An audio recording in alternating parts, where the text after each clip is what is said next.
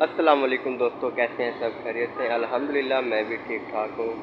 तो दोस्तों, रात को एक मेरे साथ वाक़या हुआ है, तो मैंने कहा चलो व्लॉग के शुरू में ही आप लोगों के साथ शेयर कर दूँ, ताकि इस तरह के वाक़यात से आप लोग भी बच सकें। वाक़या कुछ इस तरह से हुआ है, रात को मैं अपने मामूल के मुताबिक ड्यूटी पे था और ऑर्डर लेके गया था, ऑर्डर डिलीवरी का। ऑर्डर डिलीवर करने के साथ मैं वापस जा रहा था, तो रास्ते में 15 पे कॉल सेंटर आता है, G8 के साथ ही, हाईवे के साथ ही। तो वहाँ के सामने एक आदमी खड़ा है, अच्छा खासा दीना मीना ठीक ठाक लग रहा था, सही पैंट कोट टाई शाई लगाई हुई थी उसने, अच्छे महंगे महंगे कपड़े पहने हुए थे। कहता भाई मुझे एड्रेस बता दें, मैं दरअसल रहता हूँ बाहर इंग्लैंड, तो मैं वापस आया था यहाँ पे, मुझे कुछ काम था।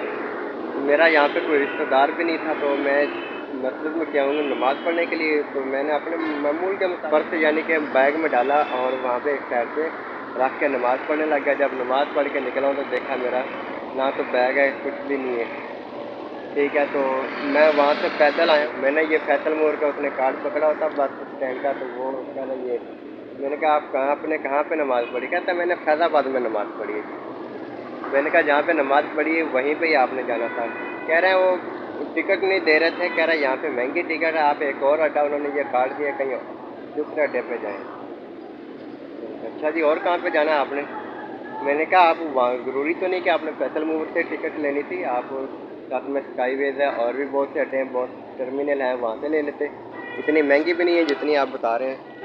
कह रहे भाई मेरे पास सच पूछो पैसे नहीं है, मेरा बटुआ सब छिन गया और मैं मजबूर हूँ, मैं करूँ तो करूँ क्या?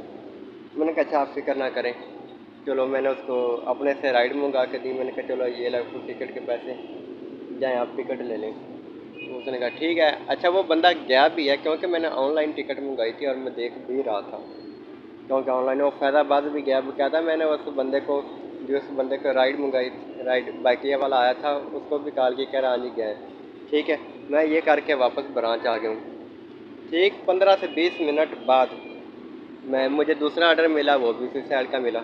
तो जैसे ही मैं ब्लू एरिया सेंटोरस का जो सिग्नल है ना, वहाँ पे जैसे ही पहुँचा हूँ, वो बंदा मेरे सामने से गुजरा। अच्छा उसने हल्की तिरछी आंखें करके मुझे देखा है, जल्दी से आंखें चुरा के, सिग्नल बंद था, जल्दी से भागने की कोशिश की है, आगे दरख्तों के पीछे छुप गया।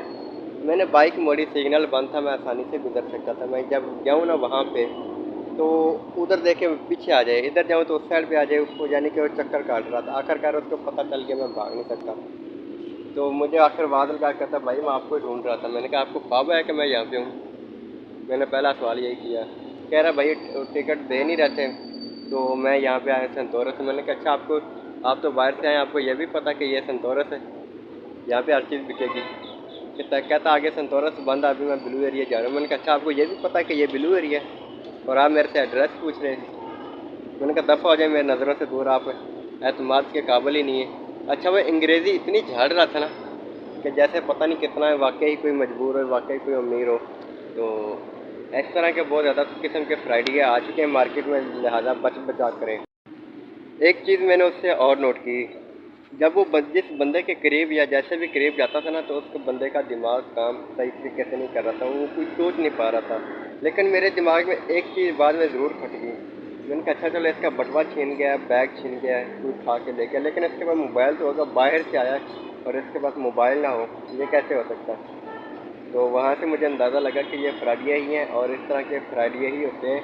तो क्योंकि वो जो नो होते हैं ना नौसरबाज, नौसरबाजों के पास कोई ऐसी चीज़ होती है जिससे वो अगले बंदे का दिमाग काम करना छोड़ जाता है, जो वो बोल रहे हैं वही ही होता है।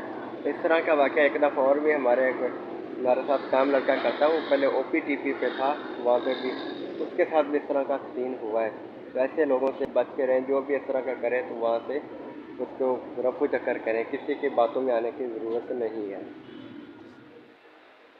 भाई साहब इस तरह के मार्केट के अंदर बहुत ज़्यादा फ्रॉड आ चुके हैं, बहुत ज़्यादा फ्रॉड आ चुके हैं, ऐसे ऐसे तरीक़ों से फ्रॉड होते हैं कि आपको नहीं पता होगा, तो लिहाजा बचें और बचने दें।